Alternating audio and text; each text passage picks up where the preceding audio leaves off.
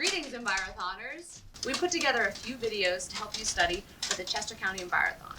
We made some videos for you to use throughout Envirothon Week and throughout the rest of the year. Chester County Conservation District and Chester County Parks Plus Preservation have worked together to bring you these videos. Please note that these videos are made using funding from our Envirothon sponsors. So, thank you to our sponsors and partners for supporting us this year.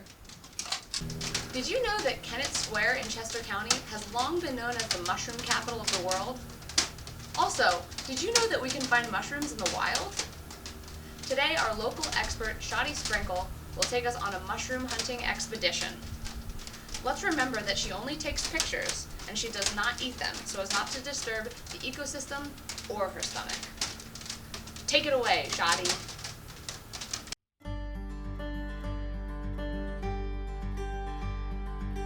Hi, I'm Shoddy Sprinkle.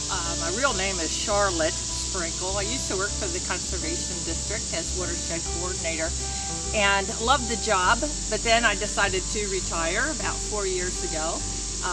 And one summer I was just up at Pine Creek. I started finding all these really cool mushrooms. Some were purple, some were brown, some were yellow, some were pink, and I was just amazed. Some of them, I mean, they all have different shapes and sizes. There are many different kinds, though, that are edible. There are many different kinds that look like the edible kind. I don't forage for mushrooms like some people do, and I always remember the old saying that was taught to me long ago. There are old mushroom pickers and there are bold mushroom pickers. But there's no such thing as an old, bold mushroom picker. Today what we want to do is just I'm going to go over a few things here about what different identification books you can use, different types of mushrooms, about spore prints, and then we're just going to take a little jaunt out on some of the trails, and we're going to be able to find some actual mushrooms that are growing.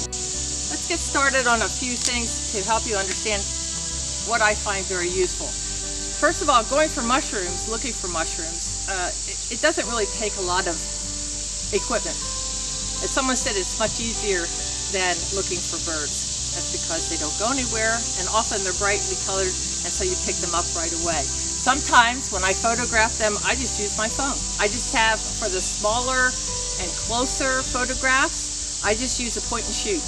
I try to identify them in the field. I'll take the photograph of them, but when I go home, then I will take the photograph and then I will try and match it up with the book. To finish out, before we go trekking to look for some mushrooms, I wanted to show you different kinds that I have found. This one I picked up just this morning. It's called Chicken of the Woods. It is edible according to the books. These are called lacquered polypores. You'll see them, it is a brachyfungus, but it's a polypore, and lacquered because it is shiny like this. This one is called artist conch. You've seen these many times growing on the trees, and each one has a specific host that it will go off of. Like these would be deciduous, fallen logs. A lot of times you'll find these on locust trees. I'm not quite sure which one the lacquered polypore goes on. This mushroom is called a horse mushroom, and it is just the type that grows in the open field and grass. The best way to figure out what mushroom you're looking at is to do a spore print. A spore print is just, first of all, it's really neat art. It's a nice art project for students. But take the mushroom cap, set it down, put a bowl over top of it, and within a day, you'll get a spore print. Sometimes spore prints are white, sometimes they're red, sometimes they're brown. But you'll get a spore print, and that will help you to identify along with the field guides, and then also checking in with maybe an additional expert.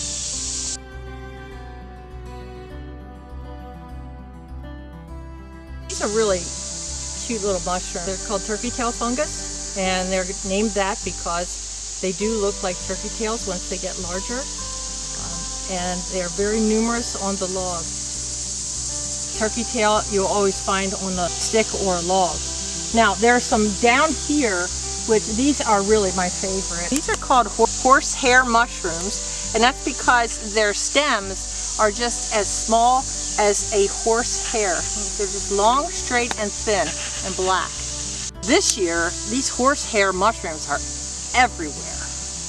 And I guess it's because this year we've had so much rain.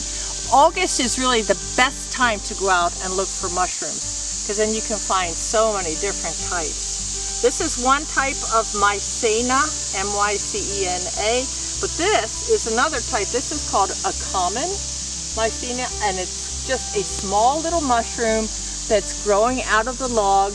It has like a transparent type stem, and then just a small cap, but it's a common Mycena.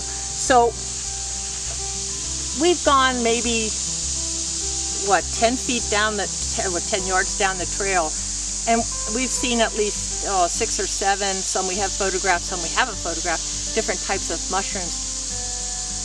Last year, because we were in a drought, it was very difficult to find mushrooms. This year, because we're not, it's so easy to find so many different varieties of mushrooms.